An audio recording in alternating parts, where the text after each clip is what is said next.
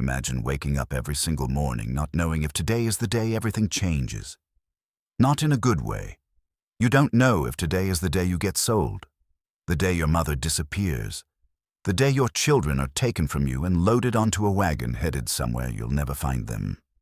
That was life for millions of people in antebellum America, and for those who decided they couldn't take it anymore, who decided that freedom was worth any risk. There was one option whispered in secret, passed mouth to ear in the dead of night: the Underground Railroad. Now, I want to be upfront with you. This video is told from a first-person perspective, drawing from the real documented accounts of enslaved people who escaped, including figures like Harriet Jacobs, Frederick Douglass, Henry Box Brown, and others who actually lived these experiences and wrote about them or had their stories recorded. What you're about to hear is their story, a composite of real events, real emotions, real decisions. This is not fiction. These things happened. So let's go back. Let's put ourselves in those shoes, worn thin, often missing soles, walking on cold ground. Let's talk about what it actually took to escape slavery through the Underground Railroad. I was born into bondage on a tobacco plantation in Virginia, sometime around 1830. I say sometime because that's genuinely how it was. Enslaved people weren't given birth certificates. There were no records kept for us the way they were kept for white children. You might know the season you were born. You might not even know that. What I did know was work. By the time I was 6 years old, I was in the fields. Not doing the hardest labor yet, that came later. But I was working, picking up tobacco leaves, carrying water, running errands for the overseer. Children weren't spared. There was no childhood in the way you might think of it today. The plantation I lived on wasn't the largest in the county, but it wasn't small either. There were about 40 of us. We lived in a row of small wooden cabins behind the main house. The cabins had dirt floors. In winter, wind came through the gaps in the walls. We plugged them with rags and mud and whatever we could find. Sleep was short. Work was long. The overseer's name was a name I won't repeat here because I don't think it deserves to be remembered. He carried a cowhide whip and used it freely. Not always for disobedience. Sometimes just to remind us of where we stood. Power doesn't always need a reason. But here's the thing people don't always talk about when they discuss slavery. The physical brutality was constant and real, but it was the psychological weight that was almost harder to carry. The constant awareness that you were considered property, that you could be sold at any moment, that your family could be broken apart on a Tuesday afternoon simply because someone decided to settle a debt. I watched that happen. My uncle, a strong, quiet man who could fix anything on that plantation, was sold when I was about 9 years old. Just like that. One morning he was there. By evening he was gone. My aunt screamed for 2 days straight. Nobody punished her for it. I think they figured the screaming itself was punishment enough. That moment stayed with me. It planted something in my chest that didn't have a name yet. It would take years before I understood what that feeling was. It was the slow-burning certainty that I had to leave. Here's something I need you to understand before we go any further. Thinking about escape, just thinking about it, was dangerous. You couldn't trust everyone around you. Not because the people around you were bad people, but because the system was designed to pit people against each other. Slave owners offered rewards. They offered better treatment, more food, reduced workload. All you had to do was report someone for trying to run. Some people took that deal. Not out of malice, out of desperation, out of fear for their own families. So the idea of freedom was something you kept locked inside yourself. You didn't say it out loud. You didn't talk about the North or Canada or free states. Not openly. You spoke in code. You sang about it. The spirituals, those songs we sang in the fields and in the small church services we were sometimes allowed to have. They weren't just religious expression. They were communication. Follow the Drinking Gourd wasn't just a song about stars. The Drinking Gourd was the Big Dipper, and the Big Dipper pointed north. Always north. Go down, Moses, wasn't just about the biblical story of Moses leading the Israelites out of Egypt. It was about us. Let my people go meant exactly what it sounds like. We knew. We all knew. But knowing and doing are very different things. The consequences of a failed escape attempt were severe enough to make most people stay put. You'd be whipped, badly. You might have a foot maimed to prevent future running. You'd be sold further south, away from everyone you knew, into the cotton and sugar fields of Mississippi and Louisiana, where conditions were even harder and the chance of ever escaping even smaller. They wanted you to weigh the risk and decide it wasn't worth it. For a long time, I did exactly that calculation and came to the same conclusion they were hoping for. I stayed. There's usually a moment, a line that gets crossed. For me, it came when I overheard a conversation I wasn't supposed to hear. The plantation owner talking to a man who had come to visit. A trader.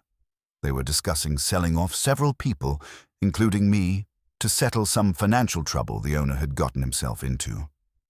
I was about 19. I was standing just around the corner of the main house, completely still, barely breathing. I heard my name, and something in me just shifted. I'd been telling myself for years that things would get better, that I could find small dignities within this life, that I could endure. Many people did endure, not because they had given up, but because endurance itself is a form of resistance and survival. I want to be careful not to suggest that those who didn't run were somehow less brave. They weren't. Every single day of survival under that system required courage. But for me, in that moment, endurance stopped being enough. I walked back to the cabin slowly. I sat on my sleeping mat. I stared at the dirt floor. And I started planning. Now let me explain something, because there's a lot of mythology around the Underground Railroad, and I want to give you a clearer picture of what it actually was. First, it wasn't underground. It wasn't literal trains running through tunnels. That's not how it worked. The Underground Railroad was a network. A loose, decentralized, constantly shifting network of people. Free black people, formerly enslaved people, white abolitionists, Quakers, church congregations, individual families, who were willing to help freedom seekers move from the south to the north, and often all the way to Canada. It used the language of railroads as code. Safe houses were called stations. The people who guided escapees along the routes were called conductors. Those who funded and supported the operation were stockholders. The freedom seekers themselves were often called passengers or freight. Most enslaved people who escaped didn't just decide to run and miraculously find their way north. They had help. They had information, even if that information was fragmentary and came in pieces over months or years. A whispered name, a landmark, a safe house, a signal, a quilt hung on a fence post, a candle in a specific window. The network was most active roughly between the 1830s and 1860s, right up until the Civil War. Estimates vary, but historians believe somewhere between 30,000 and 100,000 enslaved people made it to freedom via this network. That's a wide range, and it reflects how difficult it is to count something that was deliberately kept secret and undocumented. The most famous conductor was, of course, Harriet Tubman. Harriet Tubman made approximately 13 missions back into slave states after her own escape in 1849 and personally guided around 70 people to freedom. She was so effective and so elusive that slaveholders offered a combined reward that reached $40,000 for her capture, an absolutely enormous sum at the time. She is remarkable. Full stop. But she was one of many.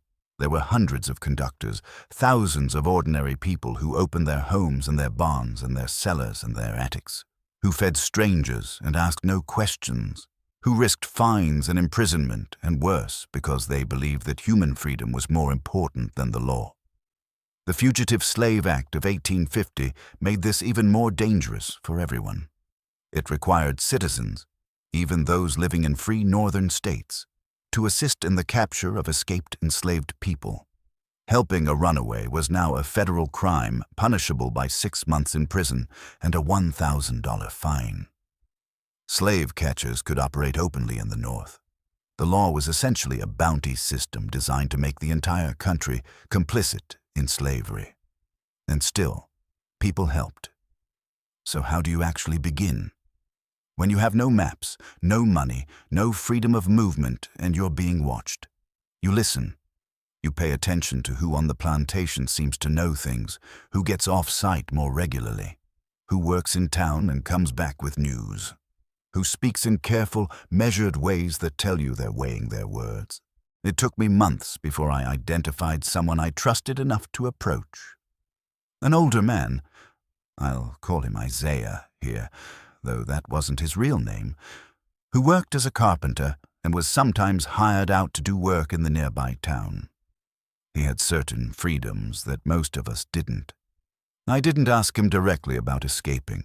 That's not how you did it. You tested the water slowly. You talked around it. You said something like, "I heard some people have gone north and made lives for themselves." And you watched his face. You watched his eyes. Isaiah held my gaze for a long moment. Then he went back to his work and said very quietly, without looking at me, "I've heard that too." That was enough. That was the opening. Over the following weeks, in small stolen conversations, he told me what he knew. There was a contact in the nearby town, a free black man who ran a small blacksmith shop. If I could get to him, he could connect me to the next link in the chain. Isaiah didn't know much more than that. Each person in the network knew only what they needed to know. That was how it stayed secure. Isaiah also told me something that stuck with me. Go in spring or fall, not summer. Too many people out, too much visibility. Not winter, too cold, too hard to move fast. Spring is best. The nights are getting longer again and the ground isn't frozen. Practical knowledge.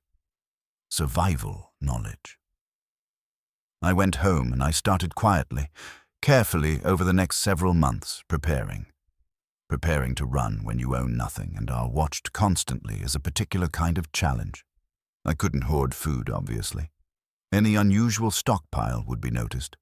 What I could do was eat slightly less on the days before I planned to leave, getting my body used to the sensation, and quietly set aside small amounts of dried cornmeal in a cloth tied inside my shirt. I found a better pair of shoes. This sounds trivial, but it absolutely was not. Shoes were the difference between making it and not making it. I traded some labor favors to a man on the plantation who had an extra pair that fit me passably well. I memorized what Isaiah told me. Head north. Follow the North Star. The Drinking Gourd. The river bends in certain ways. Look for the white oak tree at the crossroads. The blacksmith shop has a red door. I had no written directions. Reading and writing were illegal for enslaved people in most southern states.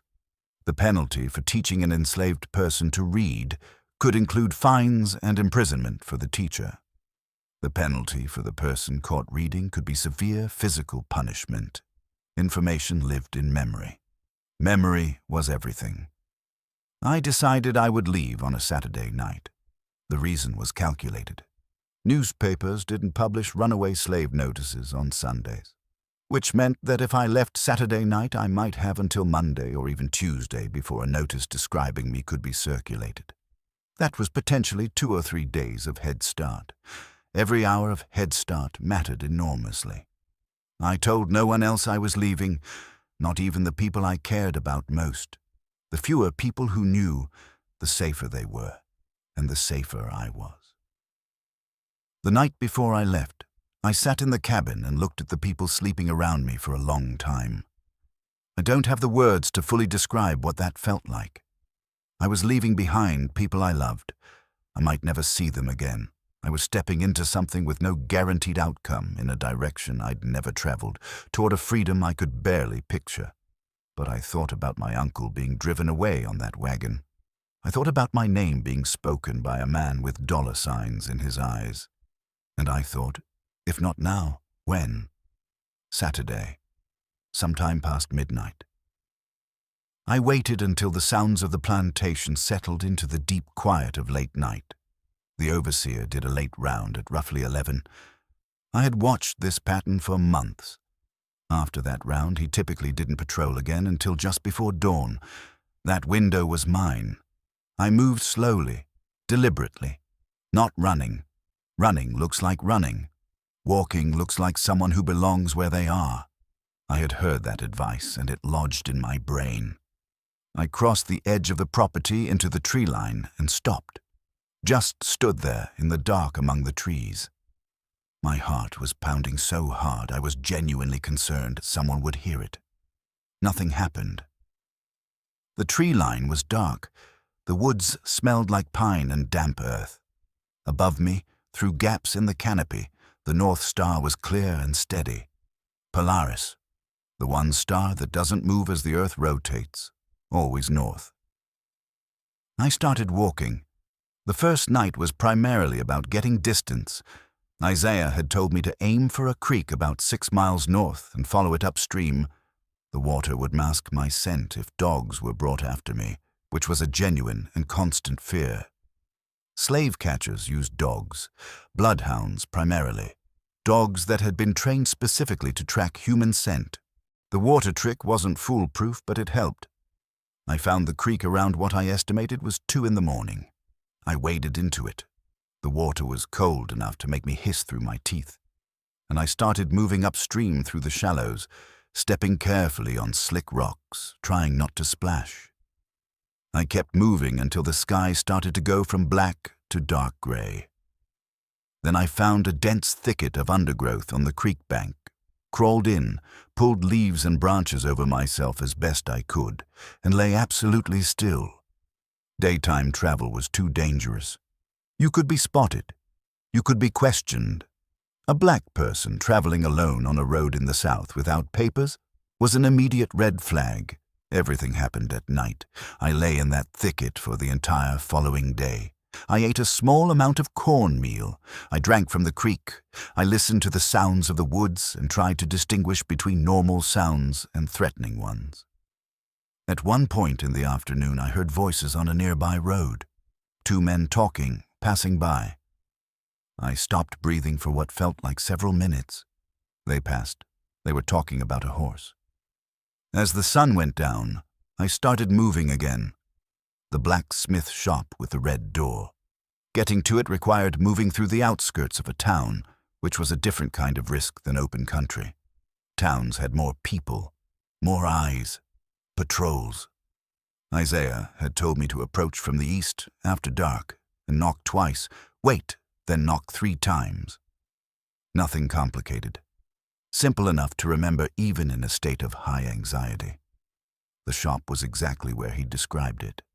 Small, wood-framed, the red paint visible even in the low light of a crescent moon. I stood across the street in the shadows for a while, watching, making sure no one was loitering nearby, making sure there was no obvious sign of a trap. Then I crossed, moved to the back door and knocked. Twice. Waited. 3 times. A long moment. The door opened. A man about 50 years old looked at me. He didn't smile. He didn't greet me warmly. He just looked at me quickly, looked past me at the street, and stepped aside to let me in. Inside was dark. A low fire in the forge gave just enough light to see by. He led me to a back room, lifted a heavy wooden trap door in the floor, and pointed down into a space below. It was perhaps 4 feet high. A crawl space under the building. There was a pallet on the ground and a small jug of water. He said only, "Stay here, don't make noise. Someone will come." Then he closed the trap door. I lay in that small dark space and I felt, for the first time in days, something approaching relief. Not safety.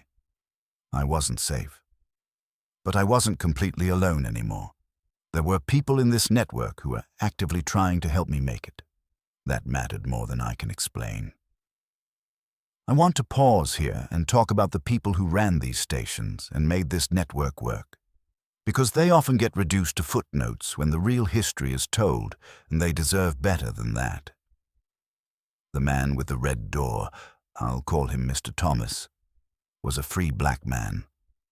He had purchased his own freedom years earlier, working extra hours for wages and saving every penny. He had a legitimate business, a life. He had things to lose, and he chose to risk all of it anyway. I later learned that he had been running that station for over 4 years. Dozens of people had passed through that crawl space under his shop. He kept almost no records, maintained near total secrecy, and operated entirely on the basis of his conviction that what he was doing was right. Throughout my journey, I encountered other helpers. A Quaker family in Pennsylvania, husband, wife, and 3 children, who let me sleep in their barn and fed me a full meal and gave me dry clothes and asked me absolutely nothing about where I'd come from or what I'd done. They just helped. A free black woman in Philadelphia who ran what was essentially a safe house in her home, who coordinated with a network of abolitionists, including members of the Philadelphia Vigilance Committee, a real organization founded in 1838 that helped hundreds of freedom seekers. A white Methodist minister who drove me in the back of his wagon under a load of hay for about 20 miles and then simply let me out, pointed north, and wished me well. None of these people were heroes in some Hollywood sense. They were ordinary people who had made a decision about what kind of person they wanted to be. They looked at a system that told them to look away, and they chose not to look away. That choice cost some of them a great deal. There are documented cases of station operators being arrested, fined, and imprisoned. Some had their property seized. Some were run out of their communities. They knew the risk. They helped anyway. I'd be lying if I said the journey was just difficult. Parts of it were genuinely terrifying. The worst moment came in Maryland, about 2 weeks into my travel. I was moving through a stretch of farmland at night when I heard dogs in the distance. Now, dogs in the distance are not automatically slave catchers. Farms have dogs. But these dogs were moving.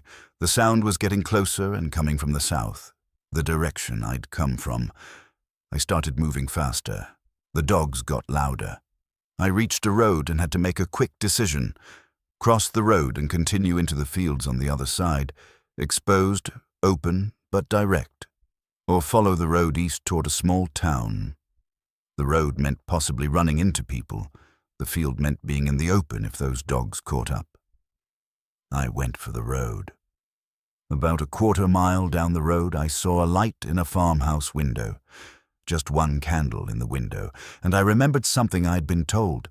A single candle in a window at night could mean a safe house. It wasn't a universal signal. Different regions use different signals. But it was worth the gamble given what was coming up behind me. I went to the door and knocked. An older white woman opened it. She looked at me for just a moment. Then she opened the door wider and said quietly, "Come in quickly." She hid me in her root cellar, cold and dark and smelling of turnips. For 2 days. The dogs and whoever was with them came up the road that night. I could hear them from below the floor. I heard voices, boots on the porch. The woman, who was a widow living alone, which strikes me now as an extraordinary level of courage, spoke with whoever was at her door. Her voice was completely calm. She hadn't seen anyone. Just a quiet night. They left. I stayed in that root cellar, trying to keep my breathing steady for what felt like an extremely long time. She brought me food twice a day. We didn't talk much. Near the end of the second day, she told me there was a farmhouse 8 miles northeast where I could get help, described it carefully, and told me to leave as soon as full dark fell. Before I left, I tried to thank her. I didn't have adequate words. She just said, matter-of-factly, "Keep going north, don't stop." I didn't stop. There's a common misunderstanding about the Underground Railroad, and I want to address it directly. Crossing the Mason-Dixon line, the border between Maryland and Pennsylvania, did not mean you were free. This is really important. After the Fugitive Slave Act of 1850, being in a free state was not being free. You could be seized anywhere in the North and returned to enslavement.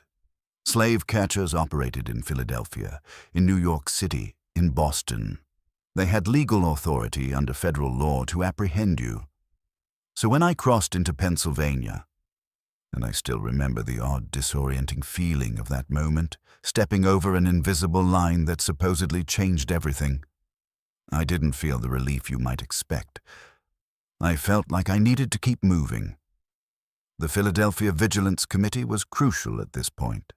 This was an organized group run by a free black man named William Still, who was himself the son of formerly enslaved parents. William Still kept detailed records of the freedom seekers he helped, their names, their stories, where they'd come from. These records, which he hid carefully and published years later as a book, are now one of the most important primary sources we have on the Underground Railroad. Through the network, I connected with this organization in Philadelphia.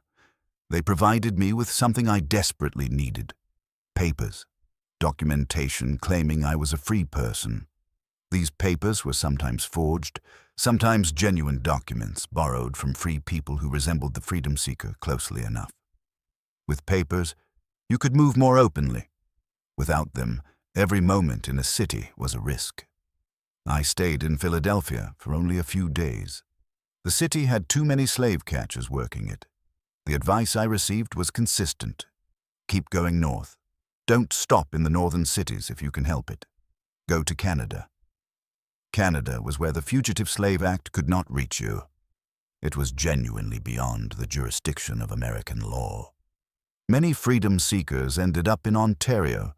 Towns like Chatham, Windsor, and St. Catharines had significant communities of formerly enslaved people by the 1850s.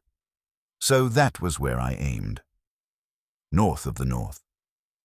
The journey from Philadelphia to the Canadian border, crossing into Ontario at Niagara Falls or at Windsor across from Detroit, was its own challenge. But by this point, I had documents. I had learned to move more carefully. I had the support of the network that grew more robust the further north I traveled. I reached the Canadian border about 6 weeks after I'd left the plantation. I want to be honest with you about what that moment felt like, because I think the popular image is of overwhelming joy and triumph and tears. And yes, there was emotion. There was a significant, profound release of something that had been held tightly for weeks. But more than anything, I felt tired. And then, underneath the exhaustion, something that took me a while to identify. Quiet. Not the fearful quiet of hiding. Not the suppressed quiet of forced obedience. Just quiet. A stillness. The absence of the constant threat. I was no longer someone's property. That sounds simple. It is anything but simple. When you have been told your entire life, explicitly, through law and violence and the entire architecture of the society around you, that you belong to someone else, that your body and your labor and your future are owned, deconstructing that takes time. Real freedom isn't just geographic, it's internal, and the internal work takes much longer than the journey itself. I found a community in Ontario, other people who had escaped, people who understood without needing explanation, people who were in the same process of rebuilding, not just their lives, but their sense of themselves as fully human people, with the right to make their own choices. I learned to read.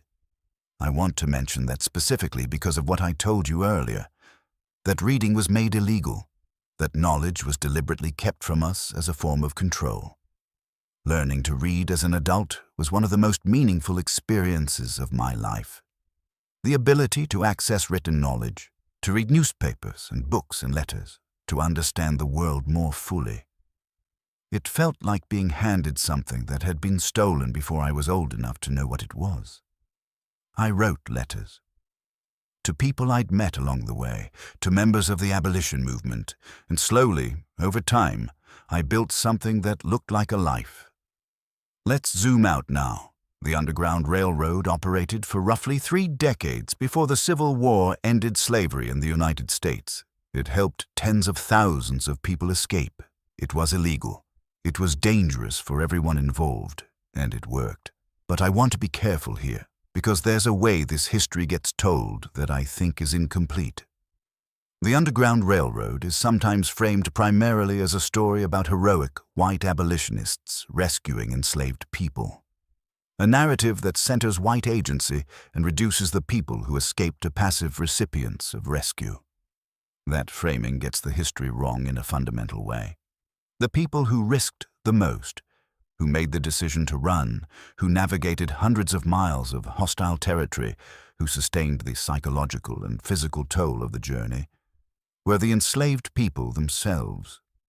They were the primary actors in their own liberation. The network supported them, but they drove the whole thing. Frederick Douglass, who escaped from slavery in Maryland in 1838, was explicit about this in his writings. The enslaved people who ran were not running from weakness. They were asserting their humanity in the most powerful way available to them. They were saying, "I know what I am worth.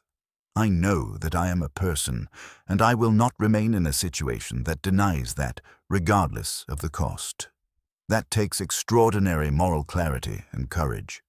The white abolitionists and free black supporters who ran the stations and funded the network deserve recognition. But so does every single person who looked at an impossible situation and decided to walk toward freedom anyway. Also worth noting, the Underground Railroad didn't end slavery. It freed individuals, which mattered enormously to those individuals. But the system itself took a war to dismantle. Nearly 750,000 people died in the Civil War. The 13th Amendment abolished slavery in 1865, and even then, freedom was immediately and systematically undermined. Black codes, Jim Crow laws, sharecropping systems designed to recreate the economic conditions of slavery, convict leasing, decades of violence and legal terror. The story didn't end in 1865. Not by a long way. Understanding the Underground Railroad fully means understanding it within that longer arc, as one chapter in a much longer struggle for genuine equality that continued for generations and in many important ways continues today. There are names attached to this history that deserve to be known. I want to give you a few. Harriet Tubman is the most famous, and for good reason. Born into slavery around 1822 in Maryland, she escaped in 1849 and then came back, repeatedly, to guide others out. She was extraordinarily strategic, using Saturday departures, seasonal timing, and a rotating set of routes to stay ahead of the people hunting her. She later served as a spy and scout for the Union Army during the Civil War. She lived until 1913. Her face will be on the $20 bill. Frederick Douglass escaped from slavery in Baltimore in 1838 by borrowing the papers of a free black sailor. He became one of the most important writers and orators of the 19th century. His autobiographies are still read widely today. He was a fierce and articulate voice for abolition and for the full humanity of Black Americans. Sojourner Truth was born into slavery in New York State around 1797, escaped in 1826, and became a prominent abolitionist and women's rights activist. Her Ain't I a Woman?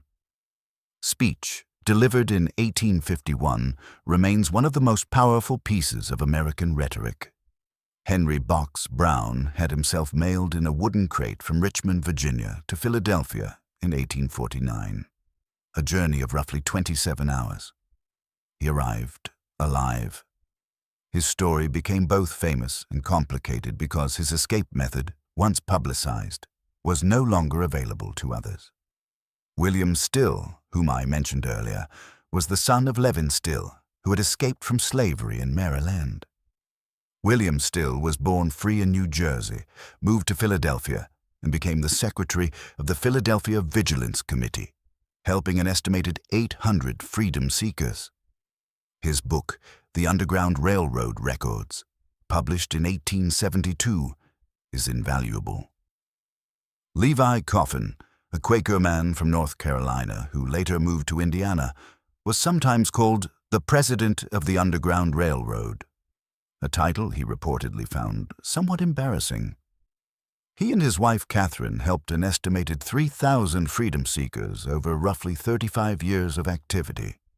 John Rankin, a Presbyterian minister in Ripley, Ohio, operated one of the most active stations on the Ohio River border.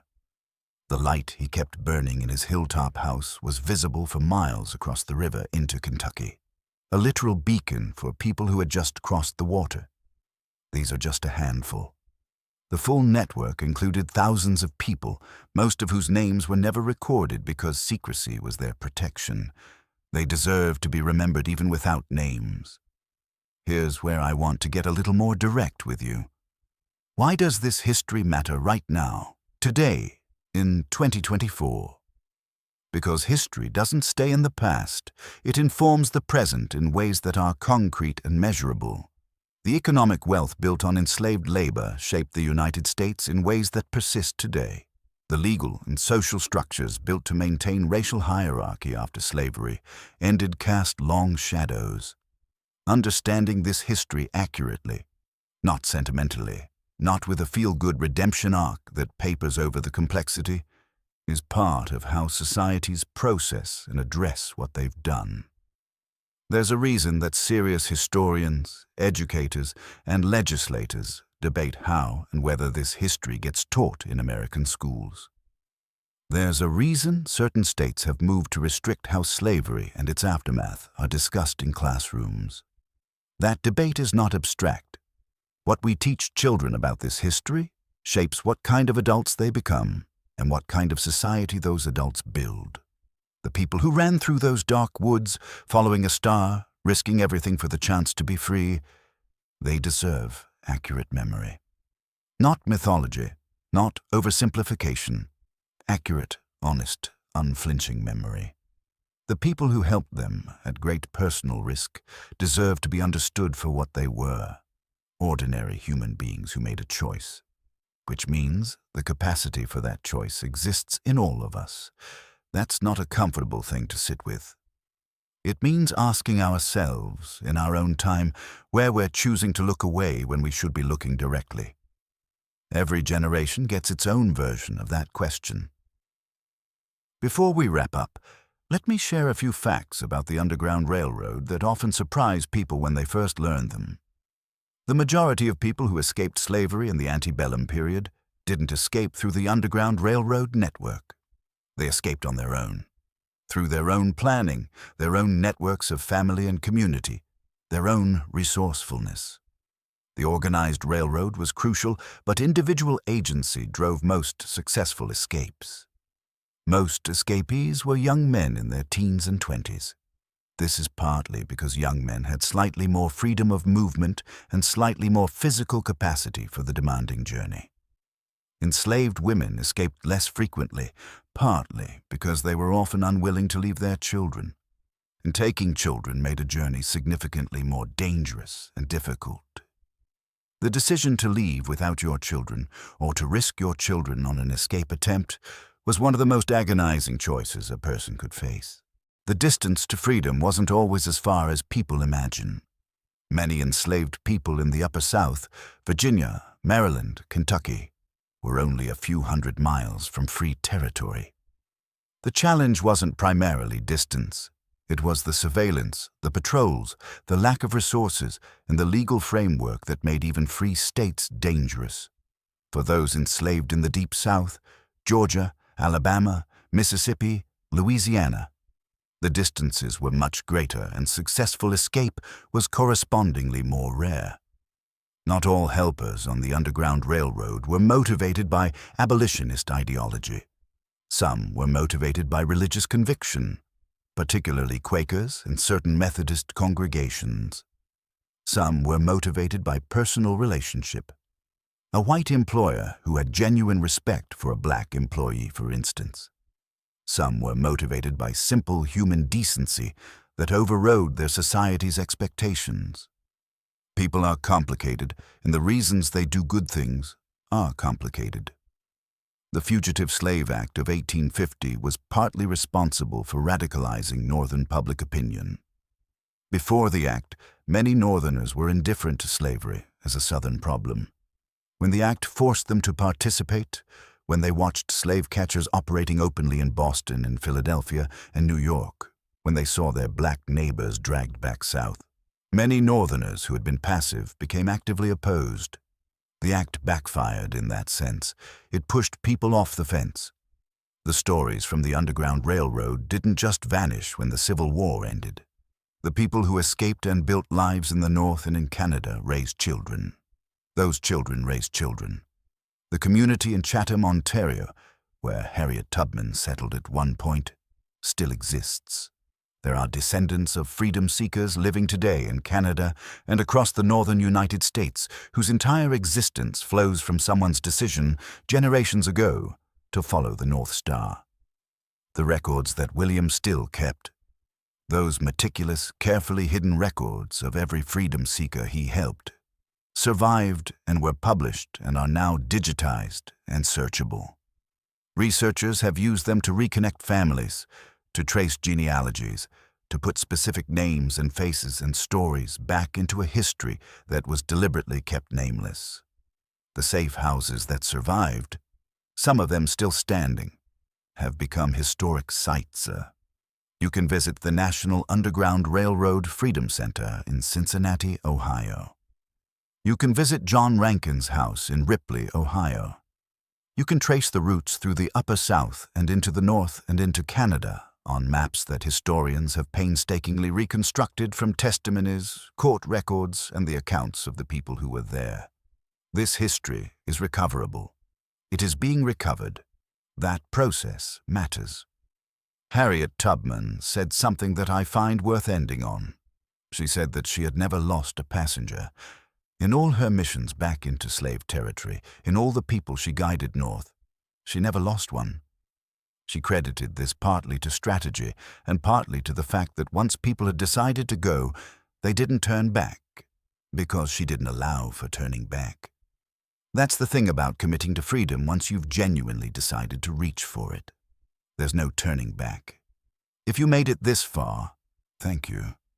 I mean that. This is a story that deserves more than a few minutes of attention. If what you heard today sparked something in you, curiosity, reflection, a desire to know more, there are some things I'd encourage you to do. Read Frederick Douglass's Narrative of the Life of Frederick Douglass. It's available for free online. It's one of the most important documents in American history, and it's also just a remarkable piece of writing by an extraordinary mind. Read Harriet Jacobs' Incidents in the Life of a Slave Girl. It gives a specific account of the experience of enslaved women that Douglass's narrative doesn't cover in the same way, and it's equally remarkable. Look up William Still's Underground Railroad records. Read the individual stories he preserved. If you can, visit the National Underground Railroad Freedom Center in Cincinnati. It's a genuinely excellent museum. And if you want to support the ongoing work of preserving and teaching this history accurately, especially given the current environment around how American history gets taught, look into organizations like the National Museum of African American History and Culture in Washington, D.C., or the Reginald F. Lewis Museum in Baltimore. If this video helped you understand something you didn't understand before, please share it. This kind of history spreads best through human recommendation. Person to person, the same way the Underground Railroad itself spread. Subscribe if you want more content like this. We try to tell history the way it actually was. Complicated, human, sometimes dark, and ultimately about people trying to figure out who they are and how to live with integrity in difficult circumstances. That's a story that never gets old. See you in the next one.